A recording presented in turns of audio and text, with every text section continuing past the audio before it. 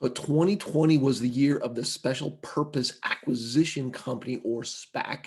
They've been around for a long time, but as I said, they were pretty popular in 2020. So what are they, in fact? Well, they're also called blank check companies, but the basic idea is an investor will just give money to the SPAC, and then the SPAC will then later on acquire or merge with another company or companies. That's the whole thing. It's just this empty shell. Money comes in at some point. The money is used to buy something else. Now, they start off as an IPO, again, where they're raising money. But the key point here is there's no underlying operations really to the SPAC. It's just this empty shell company.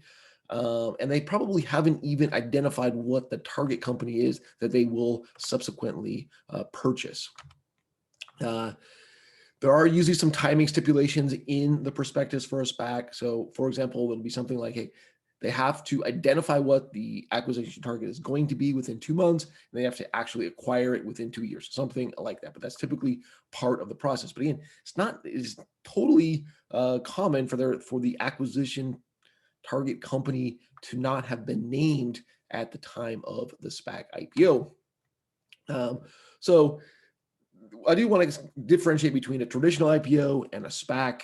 And the SPAC is kind of money looking for a company, where a traditional IPO is a company looking for money to go public. Another way of thinking about this is, well, you have the SPAC manager versus the company. Think about it as kind of the horse or the jockey. Which person or which entity do you want to put your money with? The process, because again, there's nothing really there. The process in terms of registering with the SEC is much simpler with a SPAC.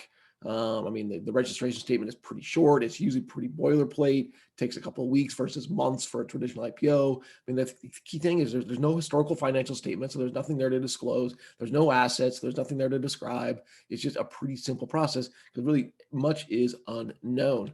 Now, as I said, these things have been growing in terms of the amount of money invested in them and the number of SPACs out there. We can see a chart here that goes through 2019 that you can see that they've been growing in terms of numbers and money invested in them over the last four years. So years. In 2020, we shattered these records. 70 billion or plus AUM went into SPACs. More than 200 were created. Some sources are saying there's now 251 active SPACs. I think that number might be a little bit deflated given some of the numbers we saw in 2020. The question is, why is this happening? Why are we seeing this growth? I think one possible explanation for this is that, given the pandemic, the simplicity associated with the SPACs and the registration process, it's just super attractive during a pandemic. Now, that describes what they are. And of course, as you can imagine, there's no problems whatsoever associated with these things, right? Well, next time we can talk about some concerns that I have and other investors have with these investment vehicles. Thanks so much for listening.